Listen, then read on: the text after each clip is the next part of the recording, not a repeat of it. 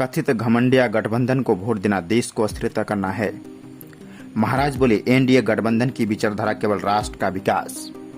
हिमंडी महाराष्ट्र। भाजपा को वोट देना प्रधानमंत्री नरेंद्र मोदी के लोक कल्याणकारी कार्यों का समर्थन, सामाजिक प्रगति और हाशिए पर मौजूद वर्गों के उत्थान की दिशा में एक कदम माना जाता है, जबकि कथित घमंडी गठबंधन के लिए मतदान करना अस्थिरता और विकास की रफ्तार पर ब्रेक लगाने के समान है। प्रिय साथियों, नमस्कार। उक्त बात भाजपा के स्टार प्रचारक और उत्तराखंड के लोक निर्माण, पर्यटन, पंचायती राज, ग्रामीण निर्माण, धर्म संस्कृति एवं जलगम मंत्री सतपाल महाराज ने बुधवार को महाराष्ट्र के हिमंडी से भाजपा के लोकसभा प्रत्याशी कपिल महेश्वर पाटिल के समर्थन में कामतघर हिमंडी स्थित मोतीराम दादाजी काटेकर ग्राउंड में आयोजित एक चुनावी जनसभा को संबोधित करते हुए कही। उन्होंने कहा कि हिमंडी दंगों के दौरान हिंदुओं की जान बचाने में हिंदू हृदय सम्राट बालासाहेब ठाकरे के नेतृत्व वाली शिवसेना सबसे आगे थी, लेकिन उद्धव ठाकरे अपने पिता के सिद्धांतों को भूल गए और उन्होंने हिमंडी दंगों के दौरान हिंदुओं की हत्या करने वाली ताकतों के साथ गठबंधन कर लिया है।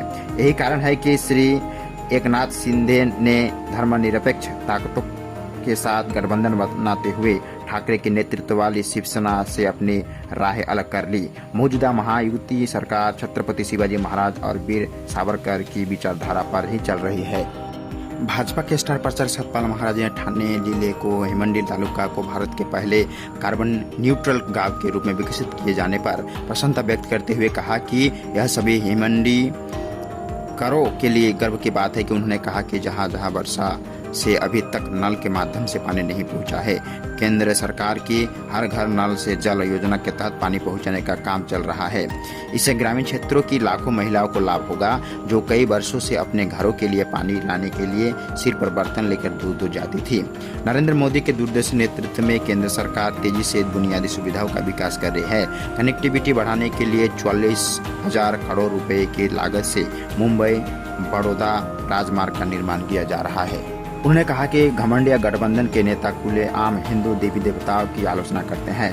मैं उन्हें चेतावनी देता हूं कि यदि उन्होंने निकट भविष्य में इसी तरह की गलती की तो उन्होंने सलाखों के पीछे डाल दिया जाएगा, क्योंकि मौजूदा सरकार हिंदूवादी सरकार है। श्री महाराज ने आदिवासी समुदाय को आरक्षण किया कि प्रधानमंत्री नरेंद्र मोदी के नेतृत्व में उनका आरक्षण सुरक्षित है।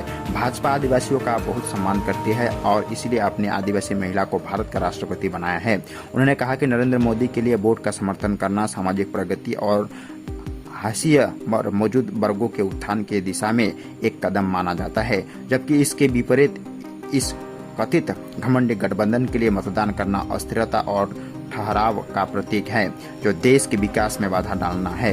इसलिए मेरा आग्रह है कि आप श्री नरेंद्र मोदी जी के महायुति सरकार के साथ मजबूती से खड़े रहे। केंद्र में मोदी जी और राज्य में भाजपा के नेतृत्व वाले महायुति सरकार में देश व राज्य का स्वर्गीय विकास हो रहा है।